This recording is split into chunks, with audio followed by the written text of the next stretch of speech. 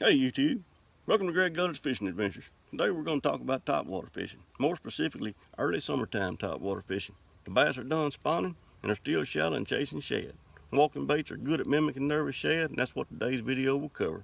Let's watch a little fishing action, then I'll come back and go over some tips and tactics. Let's take it to the lake.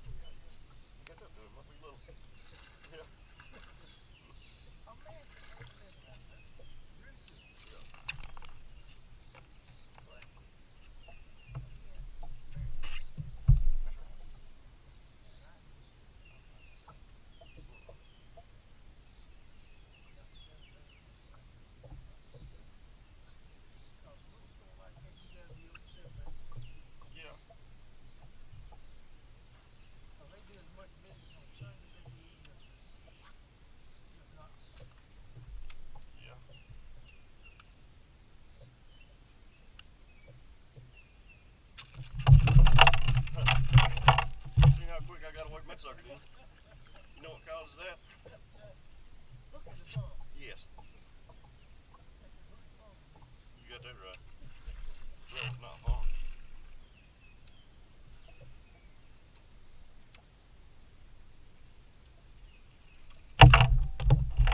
Yeah, I'm rough. I don't even know that shit.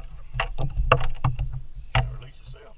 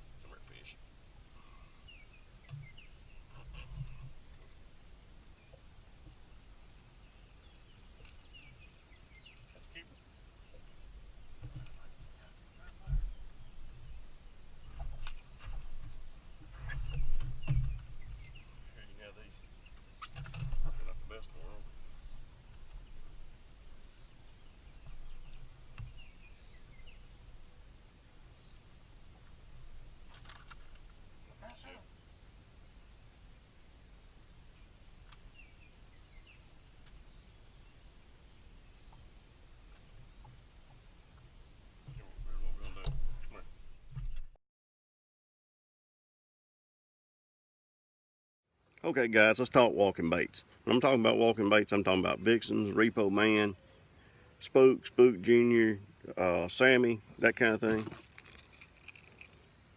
One of the first things I like to do whenever I get my bait out of the package is I like to change the hooks out. A lot of guys change the hooks out. What I like to do is not only go with a more premium hook, but I also go with a larger hook. I try to upsize about a size.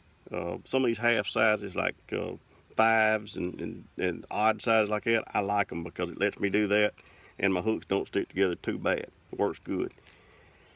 On the back, I like to put a feathered hook. If it just gets me a bite or two more in a day, that's a bite or two more that I got a chance to catch. Another thing to look at is on your line tie. So many people don't pay attention to this. If it does not have a split ring, I'll go ahead and tie to the fixed line tie. But you got to make sure where you tie it. Your knot needs to be on the bottom of the line tie. It'll make your bait stand up and work like it's supposed to. If it works its way up to the top, it makes your bait dive and it just doesn't work correctly.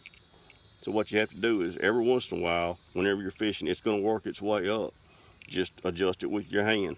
A lot of times you'll see in the video of the fishing part that we just looked at, you'll see me stop and adjust. Usually it's either, when I'm adjusting, I'm either adjusting my line tie, I'm adjusting the line around the front hook, or I'm adjusting my hooks being stuck together. Sometimes when you use the oversized hooks like that, that happens. Just part of it. It doesn't happen that often, but it happens a little bit. As far as the tackle that I use to throw these things, I like a 6.3 to 1 reel.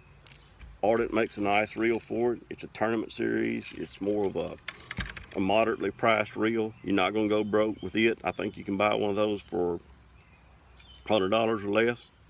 On a rod, I like to go with a medium action rod. 6'6", I'm a short guy, so 6'6" works good for me. You might use a 7 foot, they're not too bad either. Just something that'll give whenever you're reeling your fish in. I mean, you don't want to take it away from him whenever it bites. Whenever you ease into him or set the hook or whatever you want to call it, you just don't want to take the bait away from him. Also, in that same line of thought, I use 15-pound mono.